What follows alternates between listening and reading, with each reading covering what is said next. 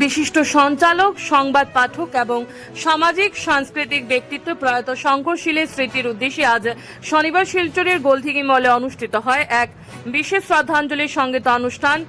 North east নিউজের ব্যবস্থাপনায় শনিবার সন্ধ্যে থেকে শুরু হয় এই অনুষ্ঠানে গানের মাধ্যমে শ্রদ্ধা নিবেদন করেন সুজিত কুমার দাস, সুমন বণিক, পরিমল পুরকাস্ত, অঞ্জনা নাথ, নূপুর দত্ত, মণিভূষণ চৌধুরী, সঞ্জীব দাস, পল্লবী দাস, মৌসুমী পাল, গোপাল পাল, রূপক দেব এবং জুবিন গর্গ ফ্রেন্ডস ক্লাবের শিশু শিল্পীরা সহ বহু শিল্পী।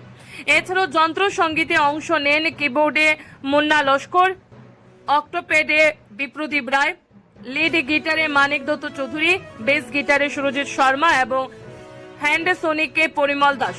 অনুষ্ঠানে শহরের বিশিষ্টজন, সাংবাদিক ও সাংস্কৃতিক জগতের বহু মানুষ উপস্থিত থেকে প্রয়াত শঙ্করশীলের প্রতি শ্রদ্ধা নিবেদন করেন। শিলচরের গোলদিঘি মলে অনুষ্ঠিত এই স্মরণসভা সঙ্গীত অনুষ্ঠান শত শত দর্শকবৃন্দ উপস্থিত থাকার জন্য সকলের প্রতি ধন্যবাদ জানিয়েছেন নর্থ ইস্ট নিউজের editor in chief Manibhushan Chowdhury সহ আয়োজকরা। Bureau report, Assam prime news 24/7। আসে ওটা আমি সাক্ষী, আমার মতো অনেকেই সাক্ষী। যে গানই আসে সম্প্রদায় সেই গানটাই গাইতো, মানে এত গান ভালোবাসত। তাই বিপ্লব বলেছে দীর্ঘবর্তী সময় ব্যাপার না গানের অনুষ্ঠান। এখন আমরা প্রতিদিন শিল্পী যারা কারাওকেতে গাইব, একটা করে গাইব, পরবর্তীতে আমরা আরেকবার গাইব। এখন মিউজিশিয়ান যে ভাইরা দাদারা আছেন ওরা চলে আসবেন, আমরা গানে গানে শ্রদ্ধাঞ্জলি জানাবো। বেশি কথা বলার সময় না, আমার শ্রদ্ধা থেকে শুরু করে অনেক গুণী মানুষেরা সাংস্কৃতিক জগতের আছেন, আমরা একটু কথাও শুনবো।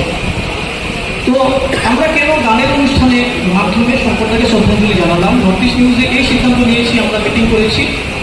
যেহেতু উনি গান ভালোবাসতেন তাই আমরা সিদ্ধান্ত নিয়েছি গানে আমি ওনাকে শ্রদ্ধাঞ্জলি জানাবো। বাচ্চুদা এখানে বসে আছেন, বাচ্চুদা আমাকে বলেছিলেন চল আমরা সবাই মিলে একটি অনুষ্ঠান করি।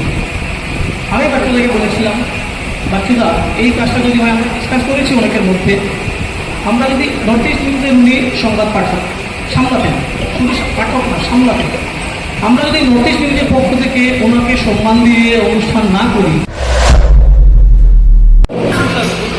আমরা একটা জিনিস বিশ্বাস করি, শিল্পীর কোনোদিন মৃত্যু হয় না।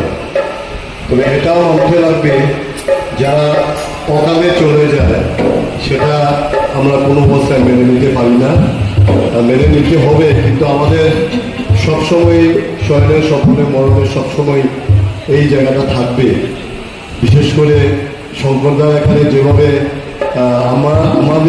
আমার সাথে যেভাবে ব্যক্তিগত পরিচয়, প্রতিটা সময় দেখতাম বিভিন্ন অনুষ্ঠানে বা যেমন রাস্তায় সবসময় একই টোনে মানে কথা বলতো, এই ভাস্কর কই আছো, তুমি তাড়াতাড়ি আসো, এইটা করবো, চলো চলো একটু চা খাইতে, বা এইরকমের যে একটা চিন্তাধারা, সবসময় আনন্দ ফুর্তিতে থাকা।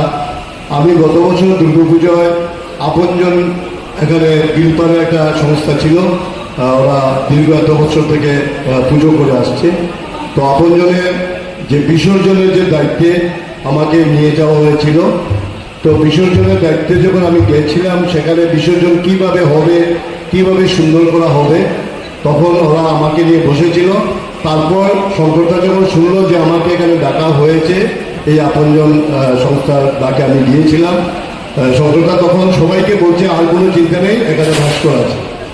তো কি কি হবে কি কি না হবে, আমরা প্রায় 25 থেকে 30 জন সিকুল মাদককে নিয়ে এসেছিলাম পুজোর এই ঢাকের মধ্যে, এবং দুর্গা প্রতিমা নিয়ে আসার জন্য প্রায় 40টা মেয়েকে একসাথে জড়ো করে শঙ্করধ্বনি